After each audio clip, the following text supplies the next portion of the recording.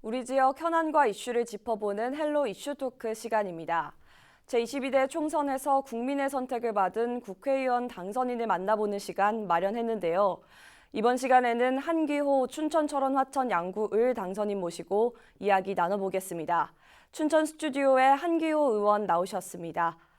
먼저 당선 축하드립니다. 예, 감사합니다. 고맙습니다. 시청자 여러분께 인사 한 말씀 부탁드립니다. 지난 4년간 국회의원을 하면서 우리 지역에 계신 주민 여러분 많이 지지해 주시고 성원해 주신 데서 감사합니다. 개인적으로 다시 일할 수 있는 기회를 주신 데 대해서 누구보다도 더 감사하게 생각합니다.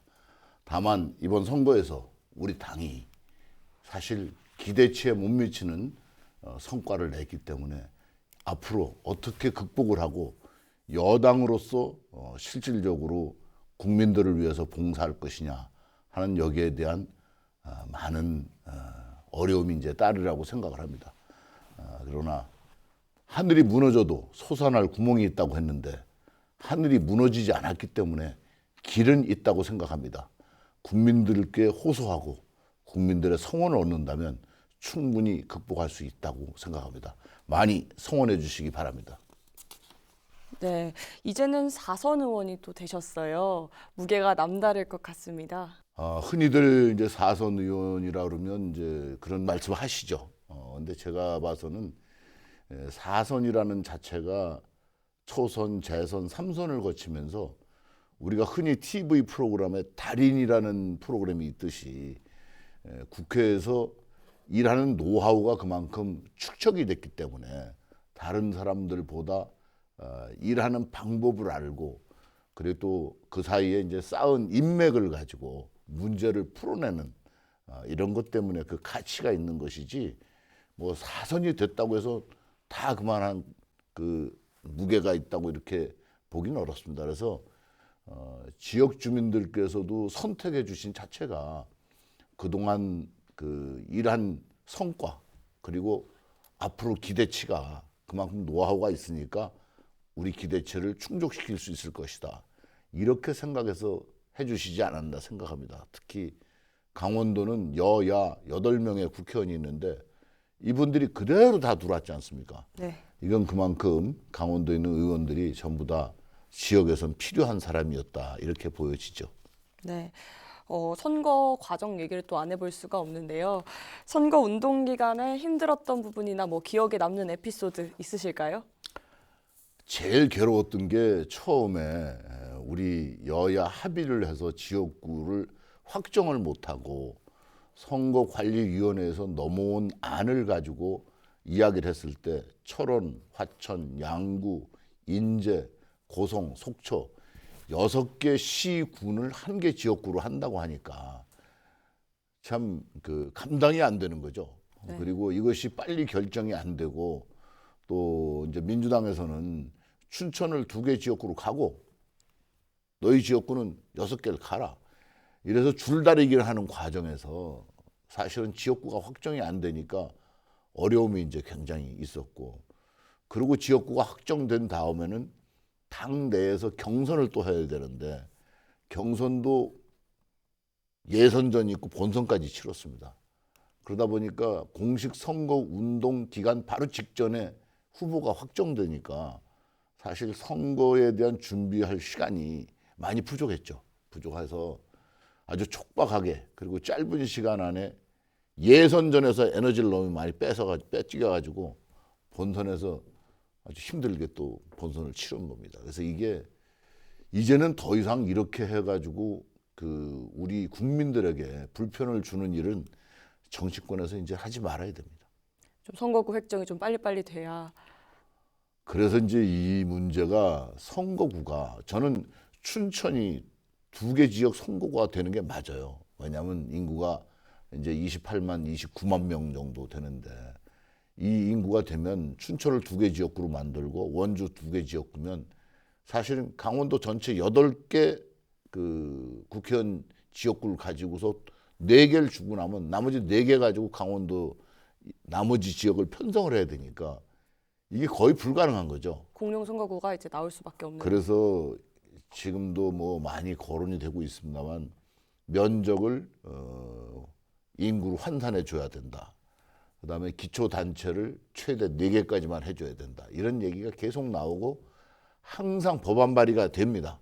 되는데 여야 합의가 안 되니까 이제 어려운 점이 있죠. 왜냐하면 민주당 입장에선 대도시 지역이 전부 다 민주당이 유리한 지역이니까 농어촌 지역의 의석 숫자가 줄어들면 그게 대도시 지역으로 가니까. 그래서 우리 강원도가 제일 많을 때 국회의원이 14명이었습니다. 14명이었다 지금 8명까지 줄어드는 거예요. 제가 18대 할 때는 그때만 해도 9명이었습니다. 그게 줄어들고 이렇게 됐는데 이제는 지역을 면적을 고려해 주지 않는다면 악순환이 계속되리라고 봅니다. 이번 선거에서 정권 심판론을 앞세운 민주당이 승리를 거뒀다 이런 평가가 나오는데요. 예. 선거 결과에 대한 소회는 좀 어떠신가요? 우리가 윤석열 정부가 출범하고 나서 2년 차에 이제 이번 총선을 한 건데 결국은 정권 심판을 하겠다는 말이 맞는 거예요. 왜냐하면 우리는 상대적으로 내놓은 게 의회 독재를 끝내야 됩니다. 이렇게 얘기했지만 국민들이 받아들이기에는 2년 동안 한 걸 가지고 평가한다는 것이 우선인 거죠. 그래서 거기에 대한 대비를 우리가 했어야 되는데 우리 당이 그게 좀 부족했다고 전 보여집니다. 특히 정권 심판이라고 했을 때 무엇으로 가지고 심판하느냐. 국민들은 내가 먹고 사는 게 1번이에요. 먹고 사는 문제가 그 2년 동안에 좋아졌나 안 좋아졌나. 근데 국제적인 정세를 포함해서 국내에서는 장바구니 물값부터 모든 것이 여건이 좋지 않은 상태였죠. 그래서 이런 것을 인정하고 이렇기 때문에 이렇게 됐습니다 하고 거기에 대응하는 게 좀 부족했다 이렇게 생각합니다. 특히 민생 회복 이런 거에 좀 대비가 좀 부족했다 이렇게 말씀 주신 거죠? 그래서 실제로 이제 저는 우리 당이 선거 전략을 잘못 세웠어요. 국제적으로 우크라이나 전쟁 그리고 이스라엘의 하마스 공격 이런 걸로 인해서 국제적인 상태가 이제 불안한 상태가 되고 그다음에 유류값이 올라가고 그다음에 미국 경제가 살아나는 게 더뎌지고 이런 것이 전부 복합적으로 작용하기 때문에 사실 우리가 열심히 했으나 불가항력적인 게 있었습니다 하고 인정을 해야 되고 두 번째는 물가 문제도 시장 바구니 물가 같은 경우 야채나 이런 것이 굉장히 이제 가격이 폭등했는데 이것이 폭등한 것은 사실 제일 큰 게 기후 조건, 천연적인 조건하고 그다음에 인건비가 이제 많이 올랐죠. 인건비 오르는 거 이런 것을 감당할 수가 없는 거였기 때문에 이것도 실제로 내놓고 솔직하게 얘기를 했어야 돼요. 저는 국민들은 이제 알 걸 다 아시기 때문에 그럼 벌써부터 금년도 농산물 물가를 벌써 얘기하잖아요. 네. 지금 봄에 비가 너무 많이 와서 개화가 돼서 수분장 상태가 지금 좋지 않다. 이게 올해도 과일 물가가 풍년이 돼서 가격이 안정적으로 된다는 보장이 없어요. 근데 이런 것들을 그러면 먼저 얘기를 해야지. 먼저 얘기를 해서 올해도 이런 상태가 됐습니다. 이건 불가항력적인 부분이 있습니다. 어떻게 앞으로 지원하겠습니까? 이런 식으로 풀어가야 되는데 좀 촘촘하고 구체적이고 그리고 국민들 마음에 와닿는 얘기를 우리 당이 못했다는 거죠. 아까도 말씀하셨듯이 의원님이 이제 3선 이상은 정치 달인이다 이렇게 말씀해 주셨어요.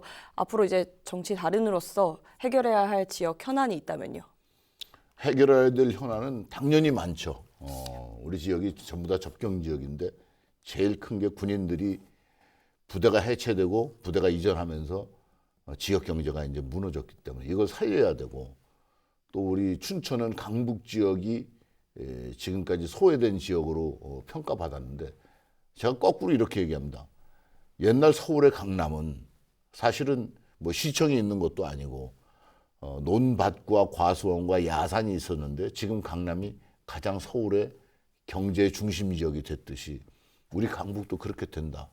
도청이 안 갔다 하더라도 거꾸로 도청이 안 왔기 때문에 더 개발의 소지가 있다. 이렇게 얘기를 합니다. 그래서 이런 부분을 이제 하기 위해서 우선 남북이 통할 수 있는 서면 대교를 놓고 소양 8교를 놓고 그다음에 교육 특구 지역을 이제 만들어서 교육 문화 중심 센터가 될 수 있도록 만들고 이미 춘천시장, 도지사, 교육감 같이 공감대를 하고 가겠다고 했으니까 이런 부분을 발전시키면 주거 환경에서는 아마 강북이 더 훨씬 좋아질 거다.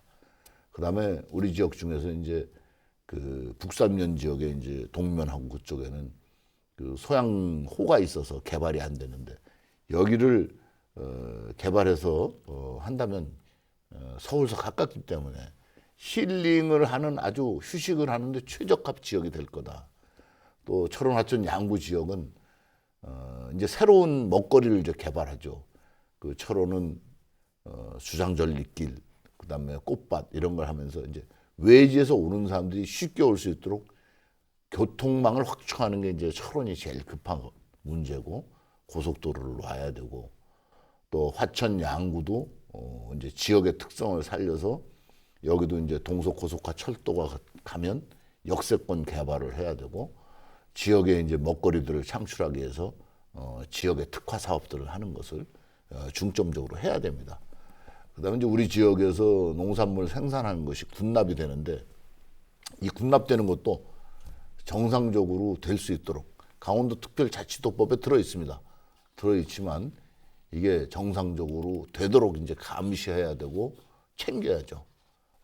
이렇게 챙겨가고 또 군 유휴 부지를 활용해서 지역 활성화하는 데 만들어가는 이런 몫이 이제 제가 앞으로 해야 될 일이라고 생각합니다. 근데 주요 공약으로 말씀해 주셨던 것 중에 민간 군사 기업이 네. 있어요. 시청자 여러분께 들리시기에 좀 생소한 개념일 것 같은데 실현 가능성이 좀 얼마나 있고 어떤 건지 좀 설명해 주신다면요. 우선 지금 우리나라 군이 국방 개혁을 한다고 한 문재인 정부 때 한 국방 개혁하기 전에는 61만 명이 넘었습니다. 상비 병력이. 지금은 얼마나 줄었냐면 47만 명대로 줄었습니다. 어마어마하게 줄은 거죠. 그 사이에. 이렇게 많이 줄었기 때문에 14만 명 이상이 줄었으니까. 그런데도 이제 아기를 낳지 않기 때문에 지금 군에 올 사람이 없는 거예요. 그럼 현재 부대를 또 줄여야 되는 건데 줄이면은 남북한 군사적인 균형이 깨져버립니다. 그럼 깨지지 않고 군이 전투 임무를 수행할 수 있도록 어떻게 할 것이냐. 그래서 군에서 이제 군에도 건물들이 있으니까 시설물 관리하는 거, 그다음 먹는 거, 그다음에 뭐 차량 운행하는 거, 차량 정비하는 거 이런 것들은 전부 다 민간인들이 하는 걸로 바꾸는 거죠. 그래서 이미 선진국은 미국은 1980년대에 시작을 했고 유럽도 동서 통합이 되고 나서 군이 축소되면서 유럽도 그런 민간 기업들이 만들어져 가지고 이 사람들이 그런 일들을 전부 하는 거예요. 싸우는 거 빼고 나머지 부분은. 비전투 우리도 분야. 네. 글로 가는 거죠. 그러면 여기 A 사단이 하나 있는 거예요. 그러면 이 A 사단 뒤에는 A 주식회사가 하나 있는 거죠. 그래서 여기서 차량 운행하면서 수송해 주는 거, 그러니까 부대에서 운행하는 저 버스니 뭐니 이건 전부 다 이 회사에서 운영하는 거죠. 그다음에 차가 망가지면 고쳐야 되고 뭐 화포가 망가져도 고쳐야 되고 또 먹는 것도 보급해주고 밥을 해줘야 되고 하는데 취사하는 거 이런 것들을 이 기업체가 하는 거죠. 이런 형태로 가면 이 자체가 우리 지역의 일자리가 될 수 있는 거죠. 그래서 일자리도 되고 군도 좀 더 그 전투 임무에 집중할 수 있도록 이렇게 만들어주는 겁니다. 이게 또 은근 반발이 있을 것 같은데 실현 가능성도 있는 건가요? 이미 벌써 하고 있습니다. 무엇을 하고 있냐 하면 학교 기관 같은 경우는 밥 먹는 자체를 군에서 군인들이 밥을 안 합니다. 그다음에 시설물 관리하는 것 중에 이제 환경 분야, 오폐수 처리 이런 거는 전부 다 민간인의 용역이 들어가 있습니다. 그러니까 용역이 들어가서 개별적인 회사들이 그런 용역을 하고 있는데 이걸 패키지화해서 같이 만들어주면 시너지 효과가 더 생기는 거죠. 그래서 이게 생소하다고들 이제 얘기하는데 이름을 제가 민간 군사 기업 이렇게 이름을 붙여서 그렇지 이미 하고 있다. 이미 하고 있습니다. 이미 하고 있다. 건물도 지금 예를 들어서 보일러가 망가졌다. 군인들이 못 고쳐요. 그런 것을 할 수 있는 기술자가 없습니다. 이제는 다 지금 민간인들이 하고 있습니다. 그걸 하나의 회사 형태로 만들어서 체계적으로 지원하겠다 이런 개념입니다. 앞으로 이제 의원님께서 당내 위치, 뭐 활동 이런 것도 되게 주목받으실 것 같아요. 어떻게 생각하시나요? 당직이라고 이제 얘기를 하고 이제 국회의 의장, 부의장, 위원장 이거는 이제 국회직이라고 얘기를 합니다. 그래서 당직은 이제 4선 의원 이상이 되면 원내 대표도 할 수 있고 물론 뭐 그 당 대표도 나갈 수 있지만 주로 원내 대표급을 하죠. 그다음에 이제 최고위원도 할 수 있고 또 그 외에 이제 여러 가지 상임 위원회가 있어요. 저 같은 경우는 이제 안보위원회가 있습니다. 그래서 당에 그런 위원회 운영도 하고 그래서 분야별로 담당을 해서 일을 하는 지금까지 쌓은 노하우 가지고 이제 그런데 봉사하는 거죠. 그리고 국회직은 4선 의원들 이상 되면 이제 부의장도 할 수 있고 한데 우리 당이 여당이지만 다수당이 아니기 때문에 국회의장 전반기 후반기 2명이 있고 부의장 전반기 후반기 2명이 있으니까 4명을 할 수 있는데 다수당이 되면 우리는 부의장만 전반기 후반기 2명밖에 할 수가 없죠. 그래서 4선 의원 차례까지 안 오지 않겠나. 네, 다음 국회에서도 여소야대 국무회의이 지속되는데요. 지역 현안 해결에는 문제가 없을까요? 여당이기 때문에 이제 예산 집행에 대한 것은 물론 우리가 주도권을 가지고 있으니까 문제가 없는데 법안에 이제 상당히 문제가 있을 거예요. 특히 이제 강원특별자치도 3차 개정안을 지금 만들어서 행정부와 협조를 하고 있는데 민주당이 해주겠다고 해야 되는 거죠. 다수당이기 때문에. 그걸 하지 못하면 사실 이제 또 발목이 잡혀가지고 그냥 끌려다니는 정국이 되지 않을까 이렇게 생각합니다. 그래서 당에서는 지금 우리 4선 의원들이 이제 이런 얘기를 하죠. 이젠 국민들한테 직접 호소해서 국민들의 성원과 지지를 받아야지만 우리가 힘이 있다. 우리가 여야가 싸우는 데는 어차피 이 절대적인 그 숫자에서 밀리기 때문에 국민들의 지지를 얻는 게 여기 핵심이다. 이제 이렇게 얘기를 하고 있습니다. 제22대 국회에서 꼭 이루고 싶은 목표도 있으실까요? 그럼요.